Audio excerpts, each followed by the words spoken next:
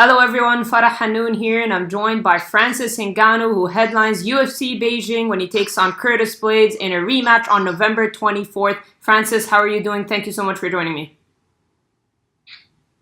I'm doing well, thank you for asking. And how's it going today? How's your day been? Well, it was good. I mean, it's pretty cool out here in Paris. Yeah. But there was kind of humidity, okay? Eh, The last 3 days was very cool. And then just go drink and get back home. No hang out too much. Don't stay outside too much. yes. And you were in Vegas a while back, now back in Paris. Does it matter to you if the weather is really cold or hot? I mean, do you have a preference, or does it affect your training, recovery, anything at all? No, at all. I mean, I grew up in the heat. Mm-hmm. Cameroon is mostly the east country, and sometimes we can have cold. I mean, it's like in Paris, weather, but I have to adapt myself when I've been living in Paris for 4 years. So try to get used to change. Big rematch coming up for you. You're taking on Curtis Blaydes in the main event in Beijing. Tell me, how has your training camp been going so far? My training camp, as planned, is going well. Because this one has to be minutiously take care of things that last fight. So fight wasn't good, so I have to come back on this fight. I have to. This is like a redemption for me. So I'm putting in everything. And when you say, what in your opinion didn't go, like what went wrong in your last couple of losses? What in your opinion went wrong? My first fight against Tipe, my first loss for the title, Mm-hmm. I think it was due of my experience, Mm-hmm. and then I didn't handle things very well because when I moved from Paris to Las Vegas, I didn't take a time to set things up in Las Vegas. I still try to rely on Paris, on my gym in Paris, and then I think that was a mistake because when comes the time came the time that I had the opportunity for the title shot, that is exactly when I realized that I am alone, So I have to move for media stuff, and I was by myself, traveling for 2-3 days by myself, no training, no one with me, try to handle everything myself. And so that's why 3 weeks before the fight, I had to come back in Paris because my team was in Paris. So that was some mistake that I shouldn't do it. I should trust people in Vegas and then work with them so they could be there when needed, but I didn't. So plus a lot of other little things, little detail, who was due of experience. And then my last one against Gregory, it was just about that fight for the time to keep affecting me because I went there. Actually, I went there not for win, but to fight. I mean, it was like I was just there to fight against myself. I wasn't there to fight the opponent. I just realized that after, but I was fighting myself. Like, how do I feel? Everything okay? Am I patient as a planet? Yes, I'm patient, and so we kept focuses on being patient. I put that in my mind, and in the fight, I was like, I have time, you know. It doesn't matter what's happening in the fight. I was still like, I have time. And then I was kind of like surprised when the referee stopped the fight, like it was the end. I was like, really, is this over or is like, I don't know, you know? Yeah. So I wasn't there personally. And do you think cardio played a factor just because of the way the Stipe went fight? Were you maybe in the Derrick Lewis fight trying to reserve cardio, making sure, did that play a factor at all in the way you fought in that fight against Lewis? The cardio played a fact too, but actually it wasn't a big matter because the cardio was because just of the pressure of the fight against the setup. Team wasn't set up well. Team was very, very wrong. Everything was wrong. Nothing was on point. I think that fight was too early. Just after the UFC 218, that one was early. I shouldn't get that close. I should really take time. But you know, it was an opportunity, and then I do need it. So I don't have to think about it. And due of experience, I didn't realize it was a mistake at the point. And when you look back, because people might look at it from the outside and say too much too soon for Francis, but in this sport, it's such a harsh sport. When you get an opportunity like that to fight for the world title, you can't really look back and say you have any regrets taking it, right? Because it was a big opportunity to fight for the world title, the biggest goal in the sport. Yes, exactly. So you can't think about anything. You cannot think about anything when no matter what people say, it's just like, this is my opportunity. This is what I've been waiting for. You know, some people try to put me away of that. Like, you know, you take more time. It's close. You should ask the UFC more time. I don't know, maybe one more month or two, and then I was like, you know, I'm the one making I'm not the UFC matchmakers. I'm just a fighter, so I just have to do what they say if I want to do.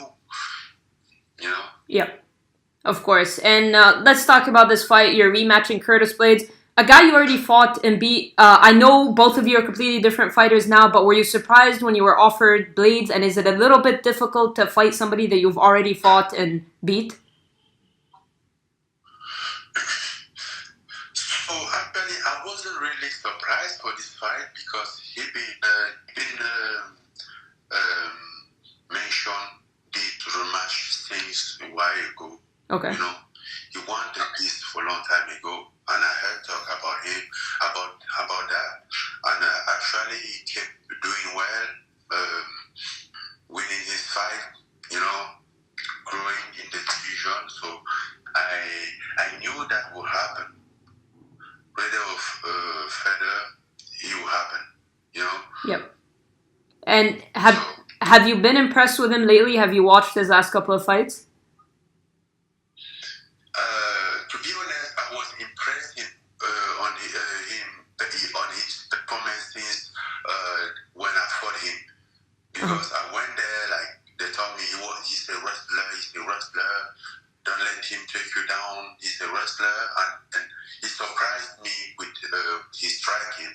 And I was like, this is not a wrestling move. This is not how to move. This is striker, actually. So he was very good at striking and wrestling too. The only thing that he wasn't so good on the ground game. So even when he took me down, I was able to wake up and then to notice mistake on his ground game. You know, so it was easier to me to get back up. But he was very good on striking, and he can improve. So I know it's not going to be easy. The easier one, but I'm not expecting to have an easy fight. But I'm about to have this fight for sure. And And he, in his last couple of fights, he's been very heavy with his grapple approach, with his wrestling. Have you done anything specific in this training camp for Blaydes stylistically? I mean, how do you usually go about the training camp? Do you focus on yourself, or do you plan your training camp depending on your opponent and their strengths and all that?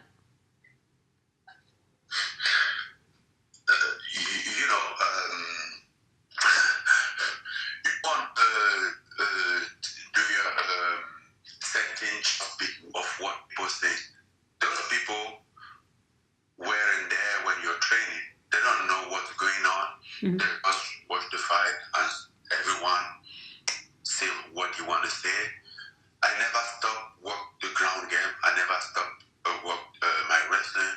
At some moment, I was like, there was saying that I'm like one of those good wrestler defender, Yeah. So then I notified again a wrestler because thing went wrong, and then I was like, why it's wrong, it's ground and it's wrong, like you should train ground game, you should train wrestling, they don't know how my training is going. They don't my training camp, so but I know for sure I always keep training because that mostly the part of the sport that is very new for me, and I know that I have to learn much about that, and that's what I've been doing. Absolutely, and that's the beauty of it, right? You get to go out there in the fight. People can say what they want to say, but you get to go out there in the fight and show basically your skills and what you've been working on. Yes, because they don't know what's going on in your life. They don't know your trainings look like. They don't know your skills. They will just try to jump through based in the fight. And unfortunately, in one fight, they could not see everything. It's not possible. Yeah. And you've been spending this whole training camp in Paris, correct? What made you come to that decision to not do it in Vegas this time? Even before I fought Derrick, I thought about this. I felt like I want a little bit to step back. Yeah. Then after the fight, again, Lewis, I decided, it was already decided, but I kept my decision, and then I was like, I need to go back. I felt like, moving to Vegas, it was like, Vegas is awesome. I love it. I'm going to live there. It's my home. It's my house now. Okay. But it was a little bit, it was hard at some point, so I need to come back a little bit. I will set up things again. My roots, came back to my roots, try to figure out things, take care of myself, and then before move again. And basically for this fight, because I have to give all what I get in this fight. So what he took, what he need, he did. What he need, I will give it. For the fight, to have the performance, to perform on this fight.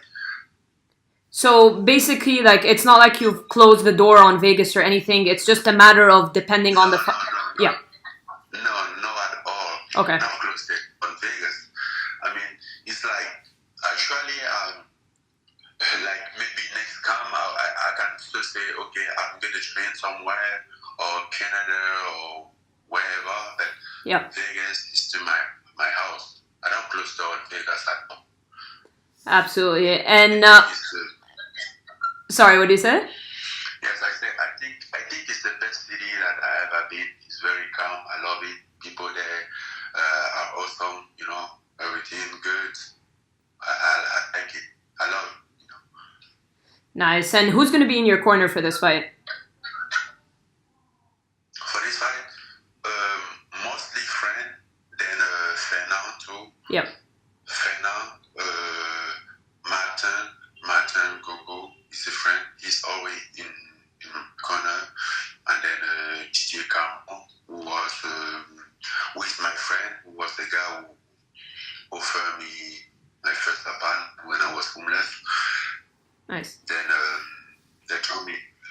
told me I'm gonna have a 4. We are still expecting work on my tonton, who is Christian, who is my coach and my friend, helped me on ground game. He has issues with his visa, but we are still expecting. Otherwise, I'm gonna take someone. I see. And when you look back, like your last couple of losses, of course you've received a bit of criticism. That's how it is when you're one of the stars and you have a fast rise. I know the media and the fans can be a little bit harsh. Dana had some choice words as well. Are you over all of it? And how hard was it to get that out of your mind and move on? You know, I think I took my strength in my past. Mm-hmm. But when all this began, nobody believed in me at all. It was unexpectable. I was in Cameroon, dream about something, but I make it. I believe it. I believe in myself. I make it again the odds. Today, it's just kind of the same thing, repeating. So, I did that before. It's okay, you know? Yeah. When I came here in France, it was the same. I was just some big African guy with nothing, expecting earning the sky, who is just crazy, and people didn't believe really, but I work on it. I give best. So I'm not, this will always happen as long you have something, as long as you are in the scene, people will always talk. Even when I win a fight, some people still stay shit. So you can't do nothing against that. Of course. The only thing that you can do to give them less reason to talk shit, Yep. Which is winning the fight. Definitely. And yeah, because you had a lot of media attention on you throughout your rise, which of course is a good thing, but now you're headlining an event in China, which is a completely different fan base. Does the lead up to this fight feel different? Does it what? I said, does the lead up to this fight feel different? I try to make it different. Yeah. For example, the fight against Gipe, I was all requested by media trying to and then try to do all that duty. But like now, I'm trying to step back to hide. Yeah. Yeah. Yes. No go to front too much. No move forward too much. Step back. Of all of that. And you went to China not a short while ago, right? For some media or something like this? No, you haven't been to China. No, I haven't. Actually, it wasn't that easy for them to give me visa. I mean, I don't know. I spent 10 days in Los Angeles for the visa stuff, applying for the visa. The UFC visa department, they try anyhow with my manager, and they try anyhow. It doesn't work. So by the end, we get delayed, so I didn't go. I just did a video to apology for the fan, for the media, and even for Curtis Blaydes. Okay, but you're all good now. You've got the visa and everything's okay now, right? I guess so. Yeah. The Chinese consulate is making me go crazy. I don't know. I'm just like, please, I'm just going there to fight. I don't want to stay in China. I'm not going to do business. And I came back. I don't want to stay in China. Don't care about that. They're just making me go crazy with their stuff. But it's gonna be okay. So I hope so. I Absolutely. And are you planning on going to China a little bit earlier? Like, are you going to go on fight week, or are you planning on going a little bit earlier to get like acclimated to everything there? Yes, I'm planning to go a little bit earlier, maybe 10 days before. Okay. You know? Yeah. Yes. It will be good. I never been in China, so I don't know how I don't want to get surprised by something. Yeah. Of course. Like food, weather, all this stuff. Like food, weather. Yeah. Exactly. You know all of it. And Francis, a couple more questions. I really do appreciate your time. Daniel Cormier is fighting Derrick Lewis this weekend, after tomorrow, actually. What are your thoughts on the matchup, and who do you think will win the fight? Who I think will win the fight? Yeah. Actually, I think Daniel Cormier will win the fight. This guy he makes like he like nothing, but he's very smart and very well-rounded. Yeah. Very tough, you know. So I think he has everything to win the fight. I see. After this being said, Derrick too can step in the fight. You never know what's going on in the fight, but if I think Daniel Cormier has more chance to win the fight. And were you surprised, by the way, when Cormier beat Stipe? Yes. I did. He caught him like you, and then he was very close, like very close distance. He wasn't expectable. Yeah. And he caught him like he was like he'd been working on that for a long time. He knew that we can get pretty close, and then he worked for the Getty boxing short distance, and he caught him very well. And I was like, I didn't expect that fight to go that way. I don't think any of us did, honestly. It was very surprising. But now for you, when you look at the heavyweight division, this is a good thing for you, right? It's fresh faces. You got a different champion. Where do you feel like a win over Blaydes would put you in the division? Like now my situation in the division is not that stable, but it's not my concern. There are something that I always knew. I always know is like I have my place in this division and I'm gonna have that title. Doesn't matter what happened, I still believe it. I never doubt on it. You know? Yeah. It's just a process. It's just a road. A little bit difficult at some moment, but I'm gonna get there. So I don't have to do that. Absolutely. Well, all right, Francis, you've been so generous with your time. One last thing. How do you see this fight with Blaydes playing out? How do you get the job done? How do I get the job done? Yes.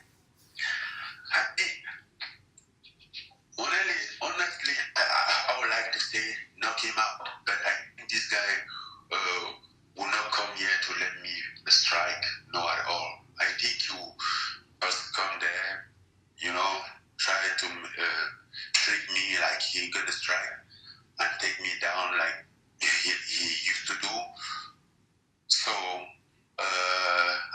this is how I prepare. This is how I'm seeing this fight. So, for my vision, I see I'm mostly going to finish him on the ground game. Yes, like submission. Like my prediction is 60% win by submission, 30% win by knockout, KO, TKO, and 10% by decision. That's my prediction. Wow, I love it. Absolutely. Well, Francis, merci beaucoup. I really, really appreciate your time. Of course, Francis Ngannou takes on Curtis Blaydes in a rematch at UFC Beijing on November 24th. Francis, thank you so much for your time and best of luck.